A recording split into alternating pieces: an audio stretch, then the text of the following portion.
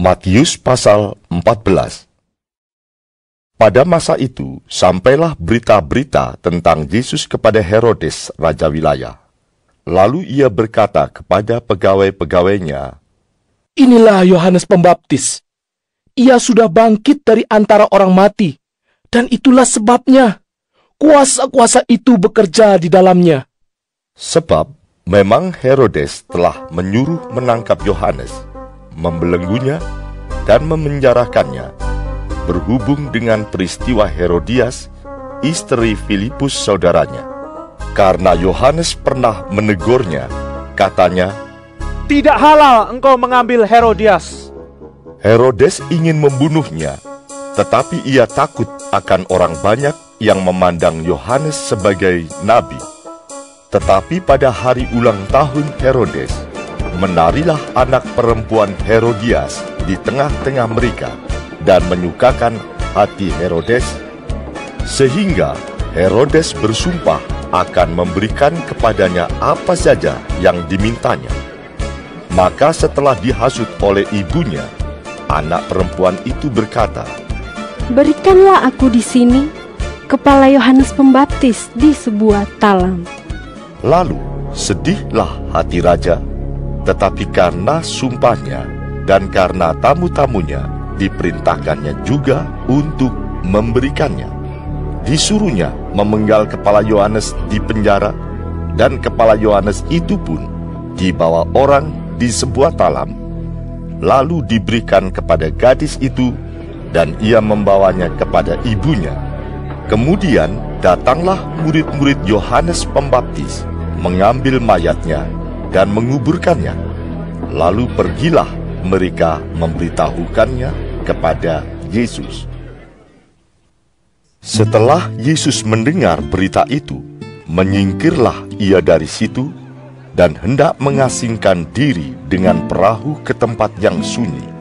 Tetapi orang banyak mendengarnya dan mengikuti dia dengan mengambil jalan darat dari kota-kota mereka. Ketika Yesus mendarat, ia melihat orang banyak yang besar jumlahnya. Maka tergeraklah hatinya oleh belas kasihan kepada mereka, dan ia menyembuhkan mereka yang sakit. Menjelang malam, murid-muridnya datang kepadanya dan berkata, "Tempat ini sunyi, dan hari sudah mulai malam. Suruhlah orang banyak itu pergi, supaya mereka dapat membeli makanan di desa-desa." Tetapi Yesus berkata kepada mereka, "Tidak perlu mereka pergi. Kamu harus memberi mereka makan." Jawab mereka, "Yang ada pada kami di sini hanya 5 roti dan 2 ikan." Yesus berkata, "Bawalah kemari kepadaku." Lalu disuruhnya orang banyak itu duduk di rumput, dan setelah diambilnya 5 roti dan 2 ikan itu, Yesus menengadah ke langit dan mengucap berkat, lalu memecah-mecahkan roti itu dan memberikannya kepada murid-muridnya. Lalu murid-muridnya membagi-bagikannya kepada orang banyak, dan mereka semuanya makan sampai kenyang. Kemudian orang mengumpulkan potongan-potongan roti yang sisa, 12 bakul penuh. Yang ikut makan kira-kira 5.000 laki-laki, tidak termasuk perempuan dan anak-anak. Sesudah itu, Yesus segera memerintahkan murid-muridnya naik ke perahu dan mendahuluinya ke seberang. Sementara itu, ia menyuruh orang banyak pulang. Dan setelah orang banyak itu disuruhnya pulang, Yesus naik ke atas bukit untuk berdoa seorang diri. Ketika hari sudah malam, ia sendirian di situ. Perahu murid-muridnya sudah beberapa mil jauhnya dari pantai dan diombang-ambingkan gelombang karena angin sakal. Kira-kira jam 3 malam, datanglah Yesus kepada mereka berjalan di atas air. Ketika murid-muridnya melihat dia berjalan di atas air, mereka terkejut dan berseru, "Itu hantu!" Lalu berteriak-teriak karena takut. Tetapi segera Yesus berkata kepada mereka, "Tenanglah, aku ini, jangan takut."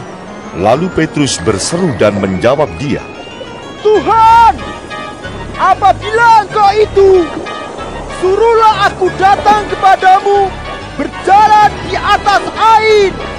Kata Yesus. "Datanglah." Maka Petrus turun dari perahu dan berjalan di atas air mendapatkan Yesus. Tetapi ketika dirasanya tiupan angin, takutlah ia dan mulai tenggelam lalu berteriak, Tuhan, tolonglah aku. Segera Yesus mengulurkan tangannya, memegang dia dan berkata, "Hai orang yang kurang percaya, mengapa engkau bimbang?" Lalu mereka naik ke perahu, dan angin pun redalah. Dan orang-orang yang ada di perahu menyembah dia, katanya, Sesungguhnya Engkau Anak Allah. Setibanya di seberang, mereka mendarat di Genesaret. Ketika Yesus dikenal oleh orang-orang di tempat itu, mereka memberitahukannya ke seluruh daerah itu. Maka semua orang yang sakit dibawa kepadanya. Mereka memohon supaya diperkenankan menjamah jumbai jubahnya. Dan semua orang yang menjamahnya menjadi sembuh.